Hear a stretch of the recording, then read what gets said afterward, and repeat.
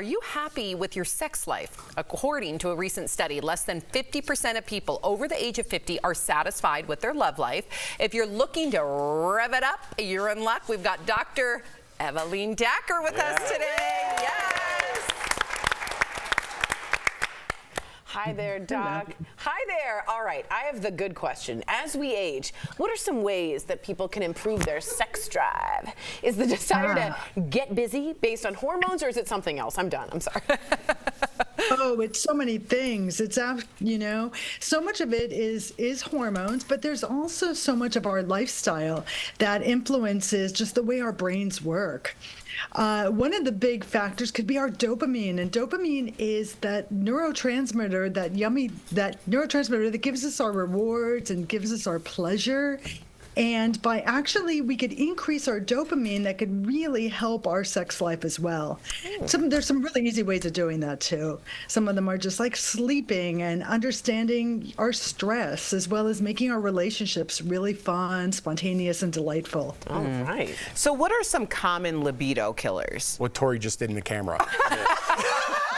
I did find it unsexy myself. Stress could be a libido killer. Our relationship, if our relationships are stressful, that could be a libido killer. Or sleep, our diet, sometimes medications, as well as just the normal changes that happen in our bodies and in our hormone levels. All of those really could influence the way that we approach our sexuality, our age, just even like sometimes our body pain could do it.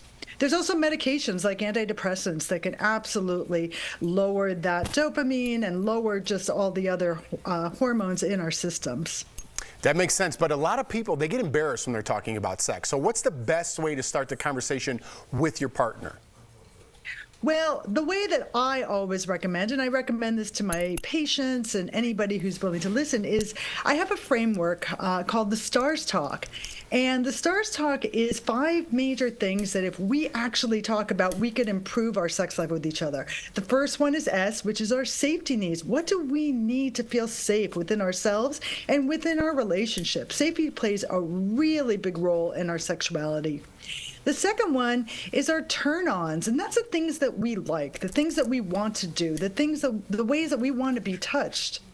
The next one is our avoids, which is our boundaries, the things we don't want, the things that might trigger some bad memory in us. Then it's our relationship intentions, what our expectations are from our relationships, what we need. And the last one is our sexual health. And this is really talking about the things that may change within our bodies, how the changes in our age can affect us, and just being open and clear about all of these things could really bring so much more juiciness to our love lives, our relationships, and just to our hearts in general. I love that. Nice to remember that, stars. Stars, exactly. Okay, so something that, for me, I feel like I might be entering perimenopause. I feel it. And menopause, I've heard, can change our bodies and our sex drive. So what are some things that women can take to make things easier?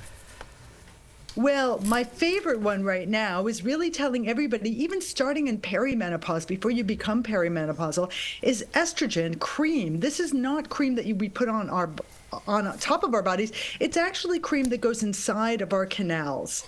By using this cream, I like to call it wrinkle cream for the vaginal canal. And it just helps keep this tissue, in its health with the right pH, the healthy microbiome. It helps reduce our risk of urinary tract infections, of pain.